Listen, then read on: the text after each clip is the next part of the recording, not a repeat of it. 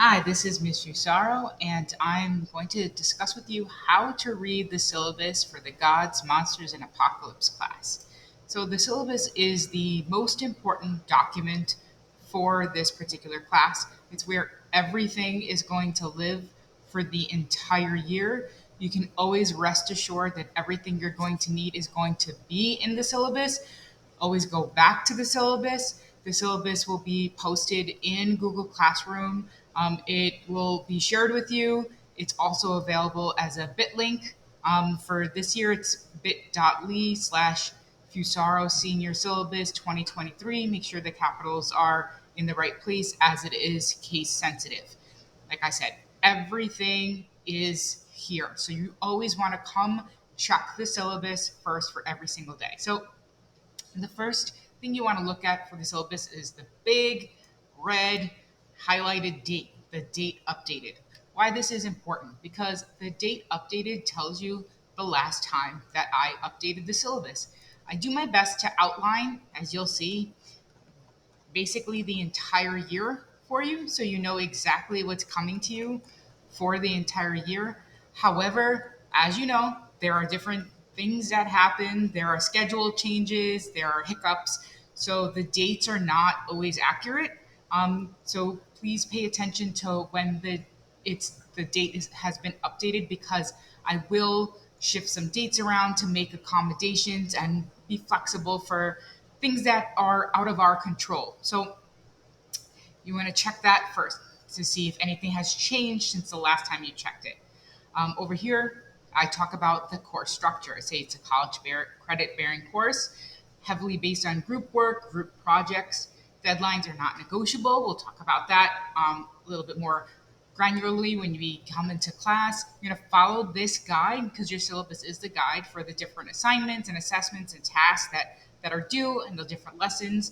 This is a Google Doc, and I use it as a Google Doc so I can update it frequently. You're going to click the lesson number to access the lesson, which we'll talk about also. Over here, I also have a lateness policy. It's really important that I put it at the top because if you are late to class, it's going to affect you in two big ways. That's why I have it all the way at the top, really important in the syllabus.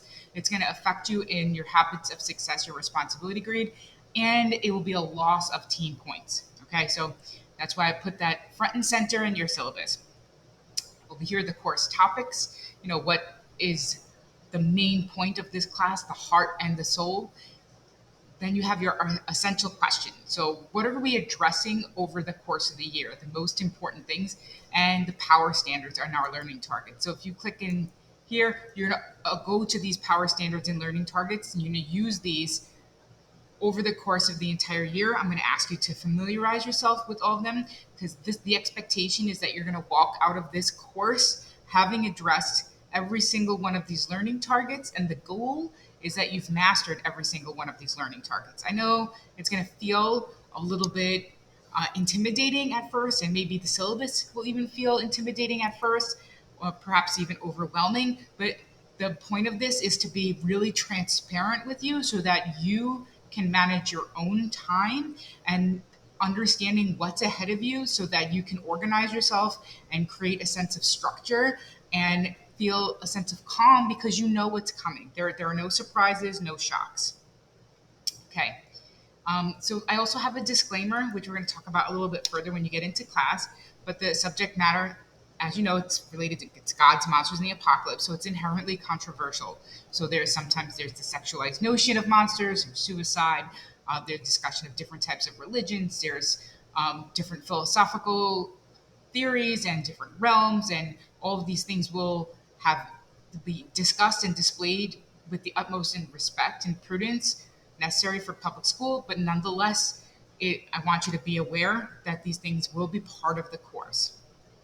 So the second big box you're going to see here are the important general links. Okay, so you want to come here to this top of the box because all of these links will bring you to most of the major documents that you're going to need over the course of the year.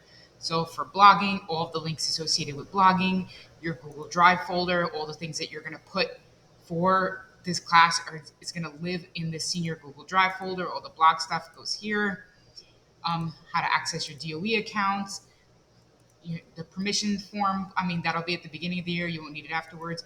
There'll be a class suggestion box, which you click through, and you could write any comment, question, or suggestion that you have for the class. You just drop it in there, and I'll get it. The Learn to Read packet, which we'll address in class, and you can use it over the course of the year in the book that it refers to, How to Read Literature Like a Professor, which I use constantly in class. We have the mood meter and blob tree, which we'll use sometimes. The monster project, which you won't need to worry about until the spring, but it's there for you in case you want to kind of get an idea. I have not yet tweaked it for 2023, and I do tweak it a little bit every year, so just bear that in mind. But if you want to kind of just start looking, it's there. Registration codes in case you haven't registered yet for things or you forgot.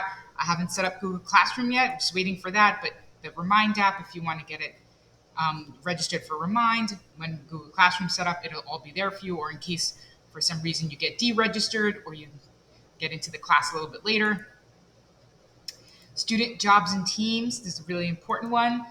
Over here, this link, I'm going to ask for people to become part of the class, have classroom jobs, points masters, blog wizards, and portfolio druids. Ask people to volunteer for that. And then what the teams are. This is editable by you. So I'm going to ask you guys to type that information right into the document for each of the different classes. I'm going to ask for multiple points masters, multiple blog wizards, and just 2 portfolio druids per class. And you're going to refer back to this document over the course of the term and year.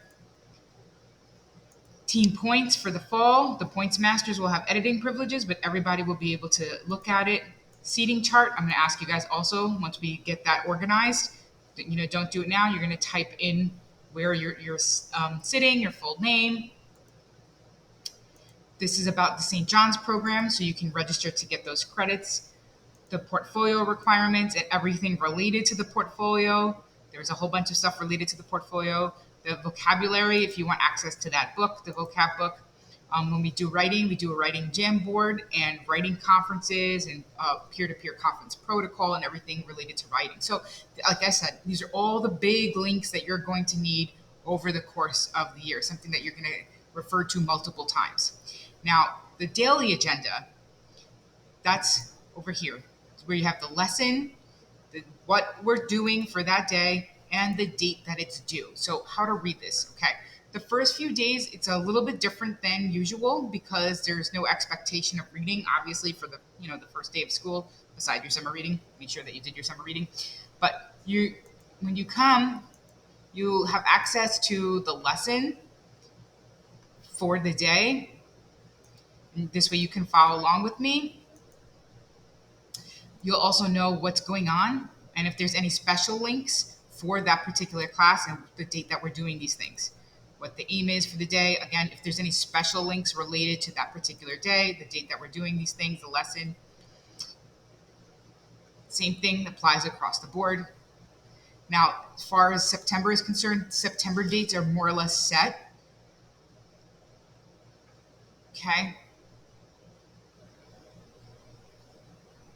Ignore the October dates. They're not set up yet, but I do want to show you something for October and moving forward.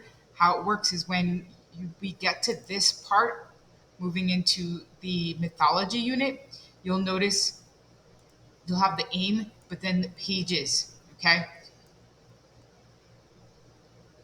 So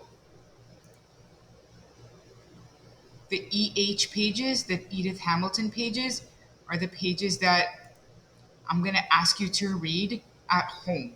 The D pages are the Dularis pages that I'm going to ask you to read at home. So this is the stuff that I want you to make sure you have read by the time you come into class. So this reading you're doing in class. Okay? Read those pages before you come into the class.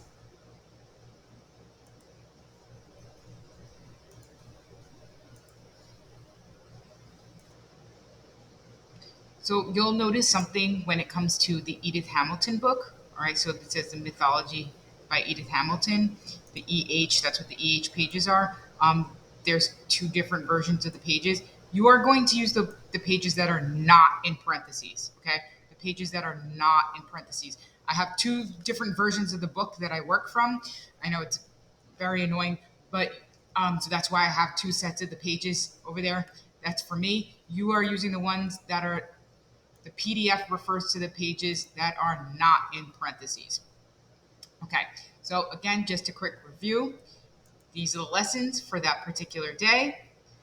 You are making sure you don't have to worry about the lessons until you actually come into class. The only thing you worry about before class is the reading, unless it tells you poem for class. That means don't worry about it. We're going to do it in class. Otherwise, this reading you will do at home, and you make sure it's done when you come into class that day. If you have any questions about how to use the syllabus, oh, one more thing before I forget. Up at the top of each unit is where you will find the books that you'll need for that particular unit and a culminating project.